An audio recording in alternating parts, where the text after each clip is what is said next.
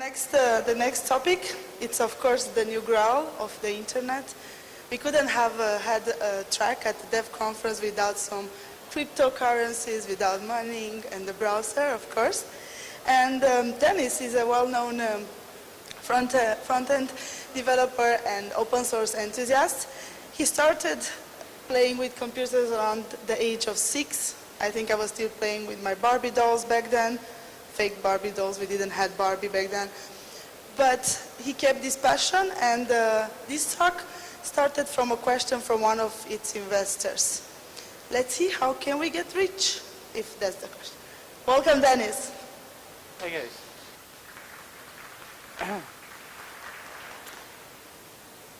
All right, we will talk about mining cryptocurrencies in browser. I think there is no need to present browsers and definitely no need to present cryptocurrencies. All this hype happening, but for me, yeah, I'm Denis Radin.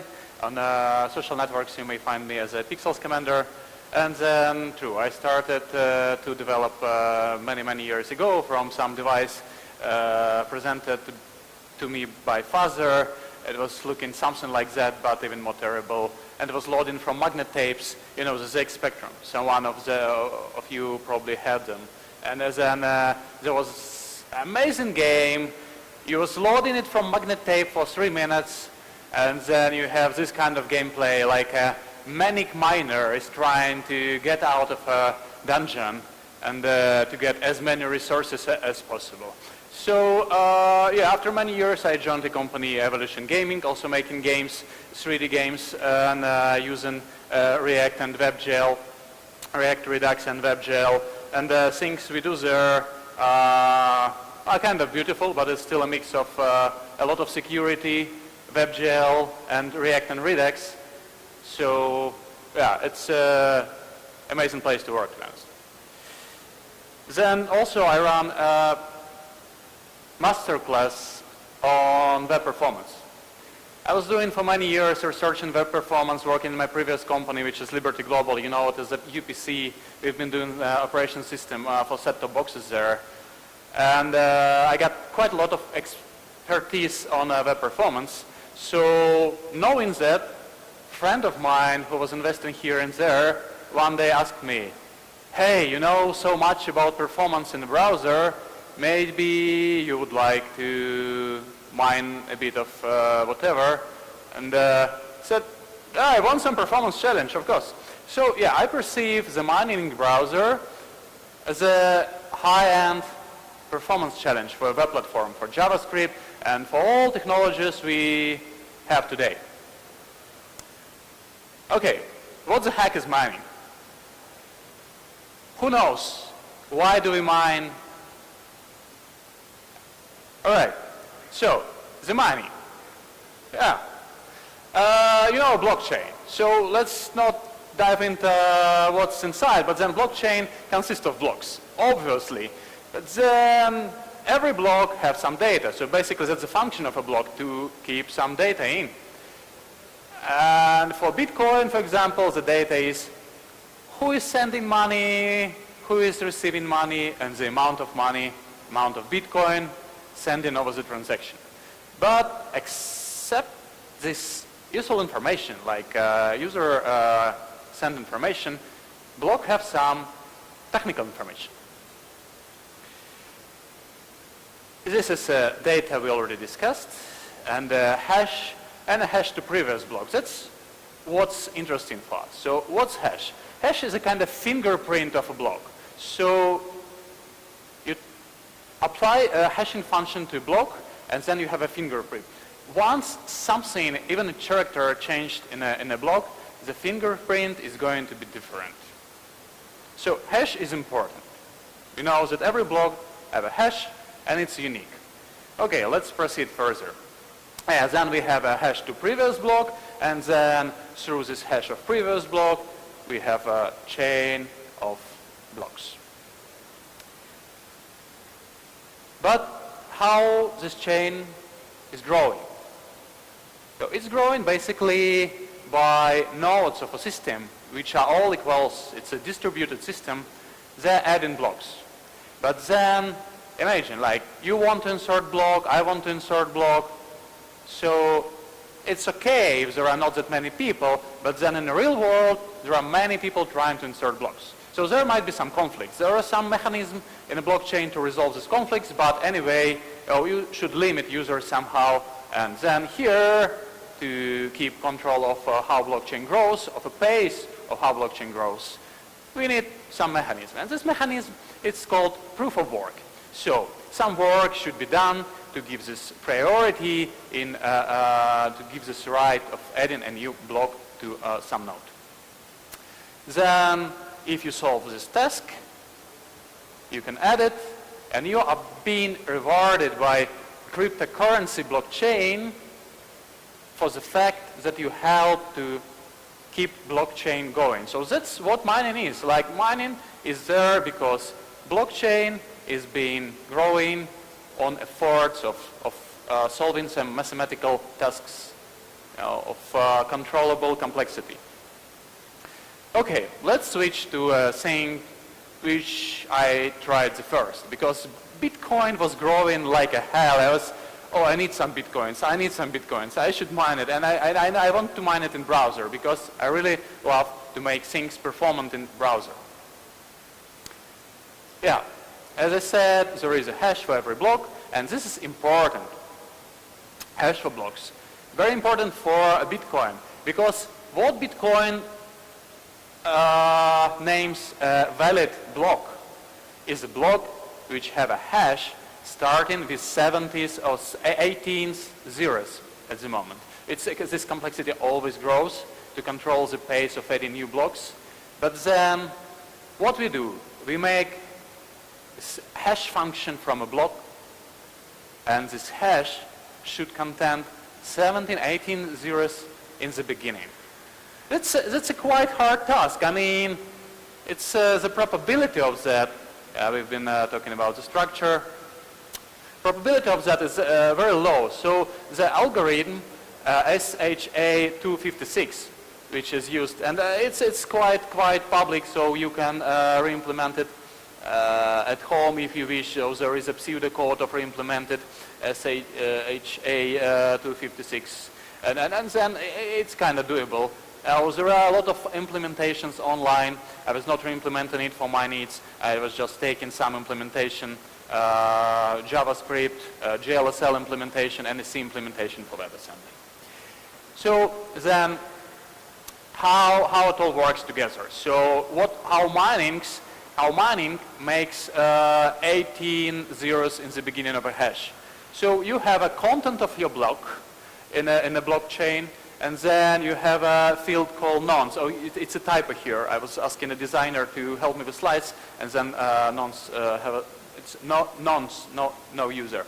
So nonce, that's a number miner try to guess.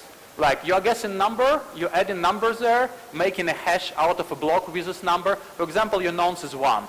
You did a hashtag fingerprint with 1, you see other 18 zeros in the beginning of a hash. No, then you take 2, and then you take 3 and 4. This means this means mining. So you proceed until you got 18 zeros. You found a nonce where you have 18 zeros in the beginning of a hash function. There's a probability of finding a right nonce. So 10 in power of 20 approximately, so which is a lot of work. So you need to hash a lot of times actually to make it happen. And then this work is really hard to make on one single PC, one single unit. So normally miners unite into pools. So there are few tens or hundreds or thousands devices which have been as they connect to server, and server gives them tasks like you are mining from 1 to 10, you are mining from 1,000 to 2,000, and so on, so on, so on. By then, it depends how many you mined, how much you mined, then you are going to be rewarded. If someone on the pool found a solution, then it's going to be paid off to members of a pool according to the amount of hashes they made. Okay, so let's consider we as web developers or mobile developers, we can try to mine using a pool of, okay, we have a website, right, and we can try to mine using our users' laptops or desktops as a part of a pool, like unite them in our applications. They started our application and our JavaScript start to mine and try to find these solutions. So your users make you money. Okay, that's the time for a manic miner.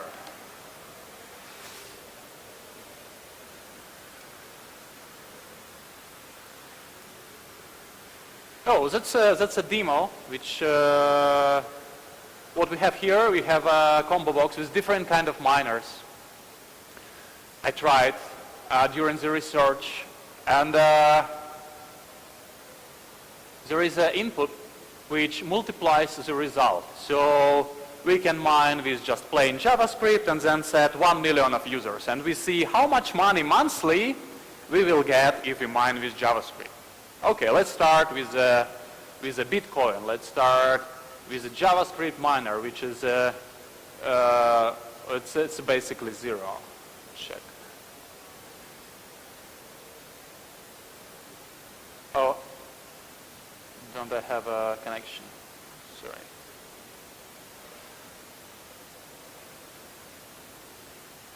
It's interesting.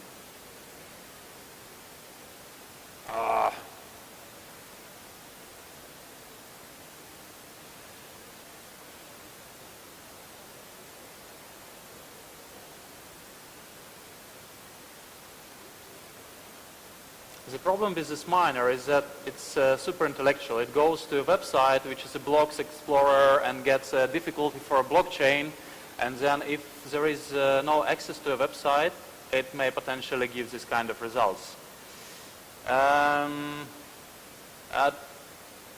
Luckily, I know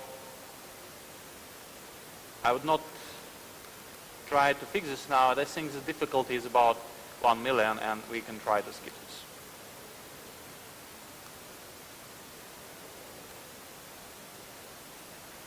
Okay, then we have, oh, sorry, I think it's not enough. Or otherwise we can try another internet source, then it will be a bit more fair with the real data, but this one is pretty precise. Yeah, JavaScript miner.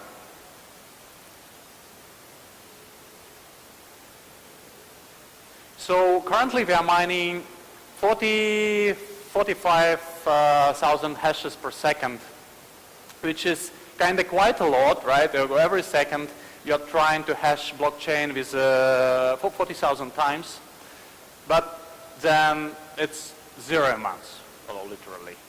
Then let's try to add some,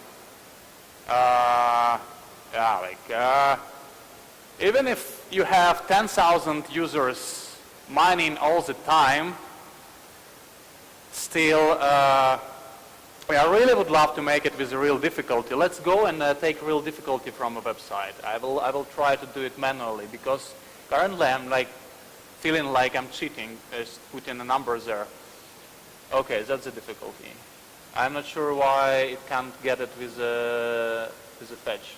Right. Now we have a precise thing. Let's try it again. We have 10,000 people mining, 100,000 people mining, and 1 billion, yes, now we have it. 1 million people mining with JavaScript will make us I don't know. Okay, let's proceed. Like the idea further was like, oh, is my hash implementation slow? Maybe I can improve algorithm or how hash works. And then, as I said, I took a hash algorithm from some website. So I went to a website which have a comparison of a different hashing algorithms, basically making all this calculation in a runtime. And so I ended up with the fact that my hashing algorithm was it's too heavy.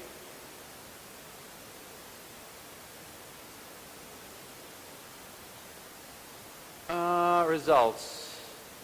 Yeah, so my one was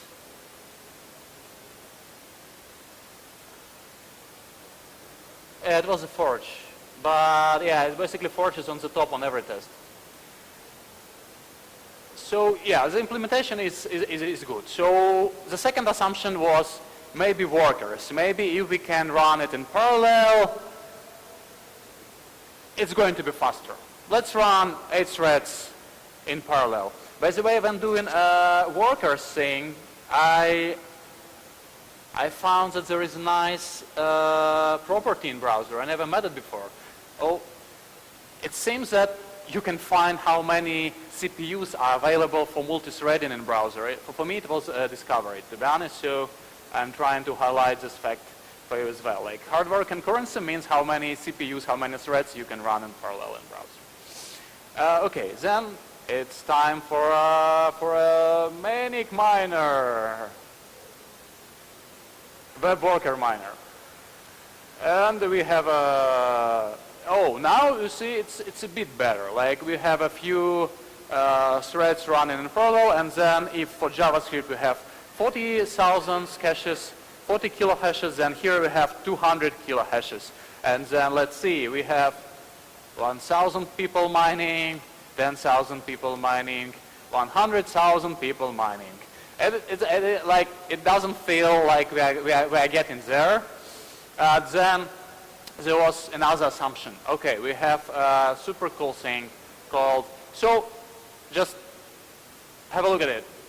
The difference from workers, so what was important for me in this research? As a technician, I was making it not for money, most of all.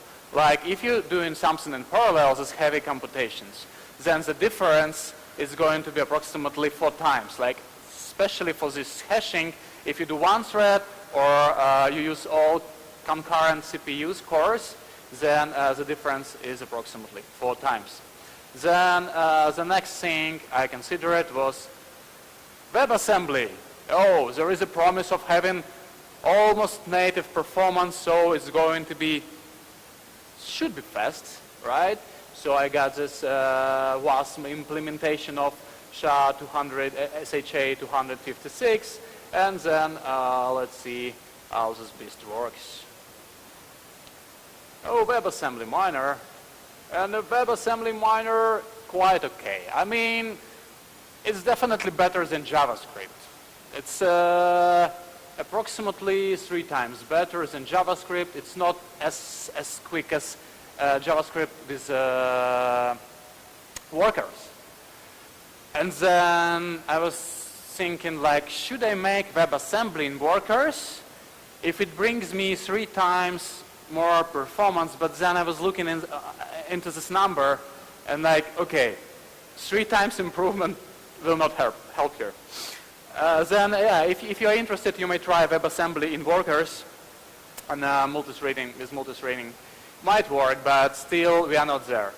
Then the next idea was great. Like I heard that mining on GPU is blazing fast, and it's kind of easy to understand why. So if a CPU is only single thing, even you have few cores, we just seen that working in workers, making it in workers can get us some performance, but then GPU is really good for parallel computations. So NVIDIA GeForce GTX 960 have 1,600 cores making shaders in parallel. So like this thing have 8 and that thing have 200 times more than, and this the good fact is that all this power is available in browser. So we can use WebGL and we can use pixel shaders.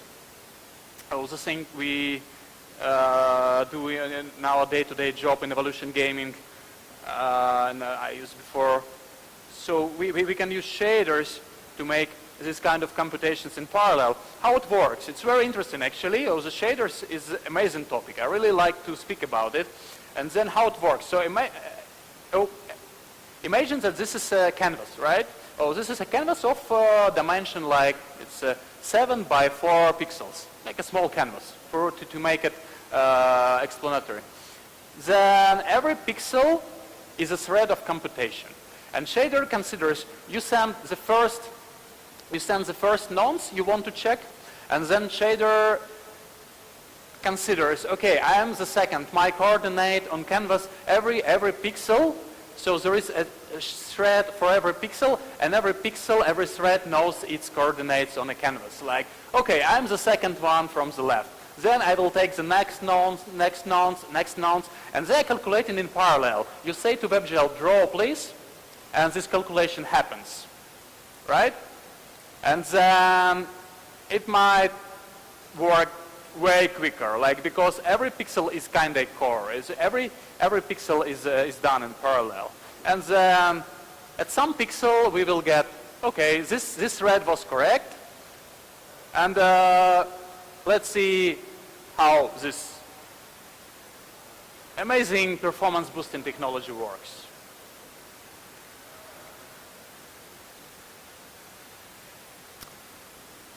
Oh, that's a WebGL miner.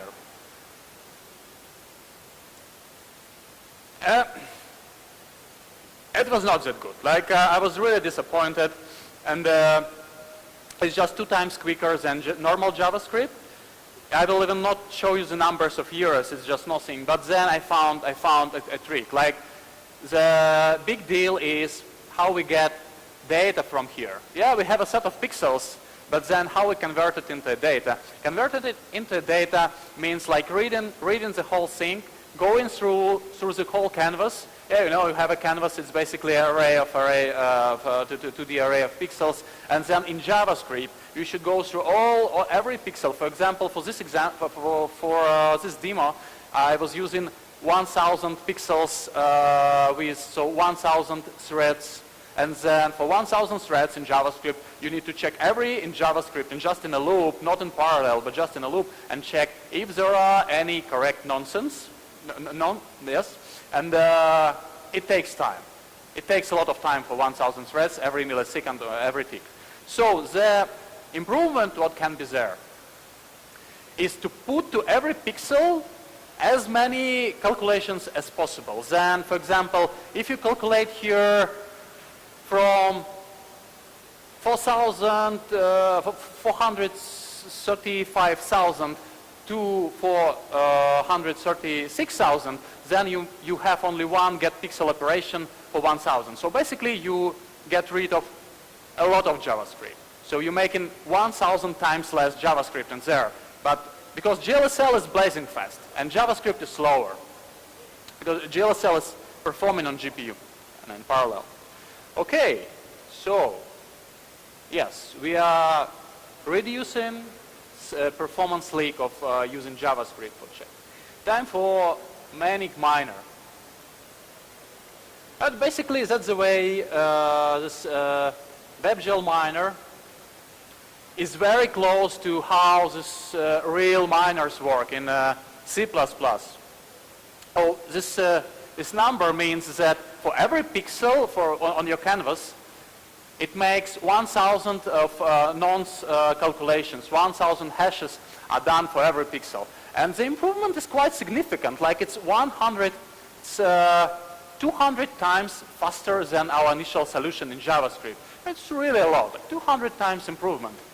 Let's see how much money we will get from there. 200 times.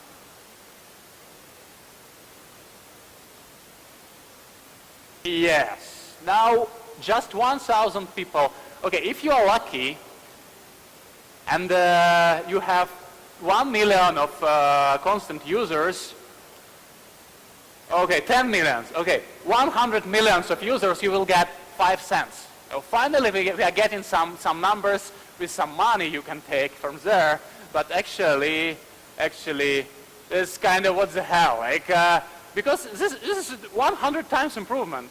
It's actually, let me fix that, it's 200 times. And why so little of money? How do they mine? What the heck? Then, okay, let's get a bit more of theory, how mining is happening, how the evolution of mining tools was happening. So there was a CPU era when people were mining like they are mining with JavaScript, And then, yeah, that's the CPU. And then we went to GPU era, when people start to mine in parallel and many threads on these GPU devices, many devices at the same time. But then, oh, we should, yeah, we should see that GPU, like a normal miner on GPU, can be 1,600 times more faster than CPU mining. And then there came an ASIC era. There are special circuit boards designed not for anything, but just for mining. They're cheap and quite efficient. So their work is 20,000 GPUs. And again, beating this with JavaScript is just impossible because it's a special board. But that's only for Bitcoin. And the new generation cryptocurrencies fixes this. For example, Ethereum, it's ASIC proof. So for Ethereum, you can't develop algorithm, you can't develop cheap enough board, like a special circuit board. But it happened based on the fact that Ethereum requires at least 3 gigabytes of RAM and 3 gigabytes of video memory to run. And unfortunately, browser will never allow your user to allocate for a tab 3 gigs of video RAM. It will never happen. So basically, web is failing here. Mining Ethereum with CPU, GPU, or whatever is nearly impossible in browser. So yeah, what's alternatives which are not impacted by ASICs, but still can bring us some money?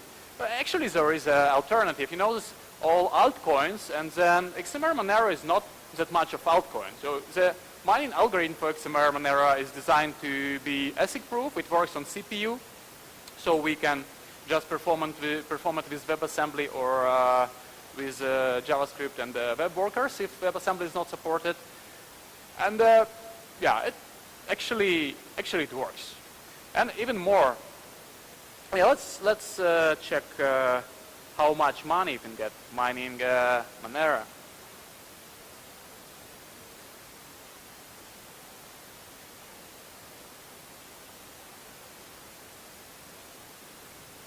Starting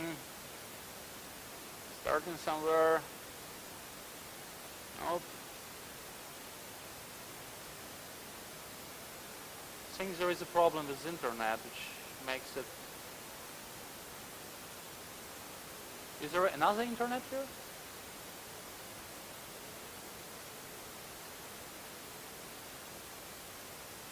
UPC Wi-Fi 3? No. Anyone can share internet?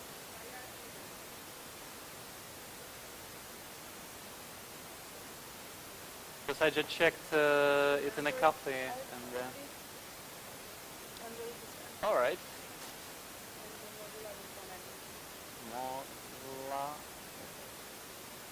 Sure. All right, let's try.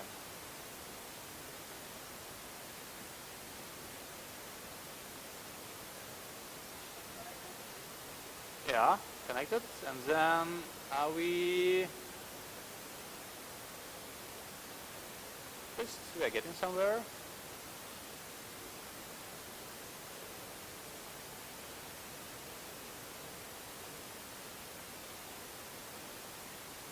No.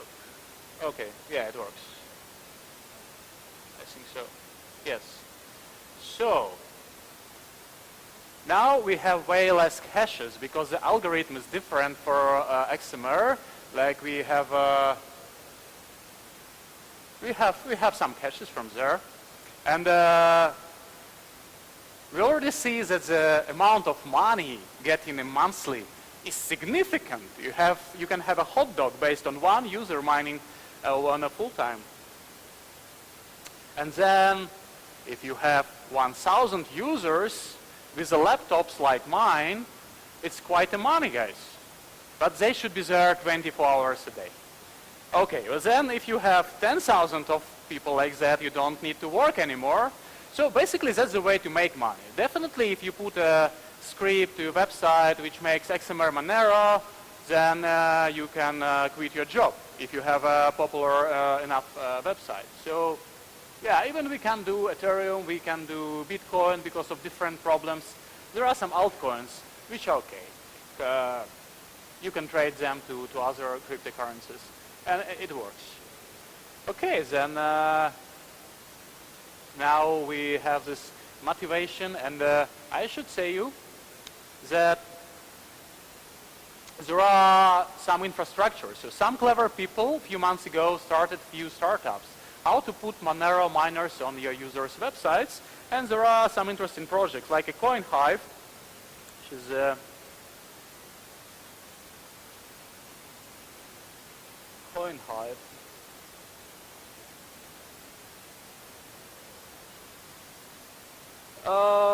Yeah, that's basically a thing which have a dashboard, and then you can see how much money your users did. So it works. And there is another one which is Coinim. They say they have zero commission. I'm not sure how they work then if they have zero commission, but Coinim you may try. And there is a CryptoNoder, which is an open source solution for Monero. It's like the whole thing with a pool and with a miner in JavaScript. So you can try and start your network for mining XMR Monero if you want. Then, what would I recommend you to mine it?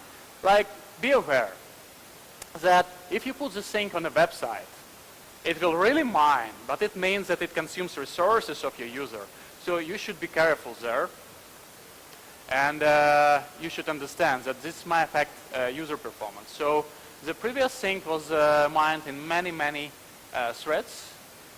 Then the experience we have there on this mine, it's like sometimes, like you see there is a delay.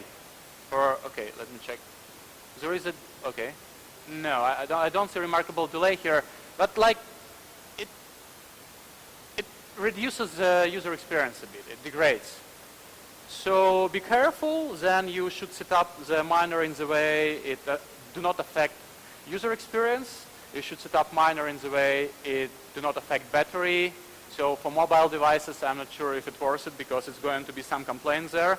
And the good thing is really to explicitly say to user, hey, we are going to mine with your laptop, because otherwise it feels like a bit sneaky. But then that's an alternative to banners. Be ethic is a thing. And the fact we have that cryptocurrencies are there for long. How will it behave in future? Nobody knows. But you may use it, you may mine it in browser. Yeah, maybe there are some new beautiful ideas behind that in the future. Thank you.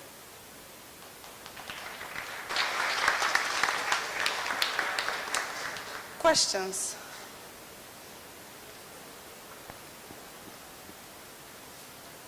Hi, it's regarding the Monero miner. Those hashes per second which you showed us is for Kryptonite version 7 or for the previous one, the Kryptonite original? Oh, sorry? The Kryptonite algorithm has changed actually a couple of months ago. Oh, really? So, and this one, it is for Kryptonite, the old one or the new one? V7. Monero forked to be ASIC resistant because Bitmain released the X11 miner. Yeah. And okay. then they changed to Kryptonite V7. So now you were talking about Moneros, so this Okay. This JavaScript function, it is using the newer algorithm? Yeah, I see. No, I was not, no, this one is using Coin Hive. Oh, it's not using Kryptonite. Kryptonite is the Also hashing it may be, algorithm. but that's depends on Coin Hive. So you're using their library? Yeah, this one Okay, is Coin okay. Hive, yeah. Thanks. Thanks.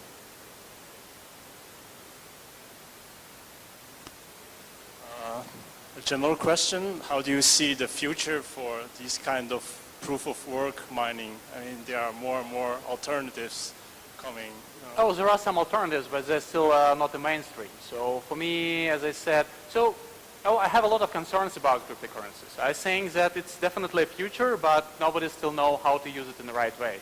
Like the whole blockchain thing, it's amazing, but still it's something which is upcoming. It's not the mainstream, so there were a lot of experiments. So this experiment basically ended by the fact the investor just built a huge mining farm. So they decided, okay, investing into infrastructure for mining is not worth it. We just put miners there, and they're just mining, like 4,000 computers. So what will happen with it? To be honest, I'm not sure, but it's definitely interesting to try. And for me, it was a more experiment on performance field and what I can do as a front-end developer, what I can squeeze out of JavaScript and the browser, and making performance of this kind of calculations faster, quicker. Do you think it's really necessary, I mean, today to keep blockchain, I mean, Bitcoin, Running? yeah. Blockchain running. Oh, I think if people use it, then why not? Oh, there was a big promise behind Bitcoin, but Is it need that in the beginning to have some kind of adoption that you need this kind of mining? But Yeah, but what, nowadays you have. it all seems these that you are knowledgeable about the other mining algorithms. I know that there is a proof of work and there is proof of ownership, right? Then proof of stake. yeah, and then what others? Yeah, I know there are others, but Yeah. Oh, then so far it seems to be the only one which works. So. yeah. Okay. Other questions? Some, I've never seen Daniel, sorry for that. Yeah, I mean, I know that your talk was quasi-satirical in nature, but I do think we also just heard a talk about ethical computing, and I find some very questionable ethical, of course, ethical concerns about people using this. I mean, we are already seeing people trying to say, okay, well, you're blocking my ads. I've detected that you're running an ad blocker, so therefore I'm going to send JavaScript down to your machine to mine cryptocurrency because that's the only way I can make money off of you. Do you think that there will be a kind of arms race of people trying to put this kind of code into commercial pages, and then we're going to need to start instrumenting our browsers with yet more blockers that detect this kind of activity and block it? And what do you think about that? Yeah, I know that some commercial ad blockers already provide this kind of features, and still there are websites who explicitly ask clients, A, we do not like ads because ads currently are running by banner networks. So, for example, there is a website called Creative Applications, and what they do, that's not a blog, but it's a magazine about design and about new interactive kind of appliances, creative coding, let's say. So, and they are a lot about aesthetics. If you start putting banners on there, for example, like random AdSense banners, it breaks aesthetics. And then the choice is, or you let site down because there is no monetization except banners, or you break aesthetics, which is definitely bad because I'm subscribed because of aesthetics there. I want to track beautiful things, like installations, some beautiful creative pieces of coding, and then they did it. So they put explicitly, and they say in the beginning, like, we are mining. The alternative is terrible banners. So please mine a bit, mine for 20 minutes, and then we have some money from you. That's how it works. Otherwise, yeah, you should explicitly say about the fact it's mine. So maybe user consent and getting user consent is a key part of this. I mean, yeah, I can see that. Yeah, exactly.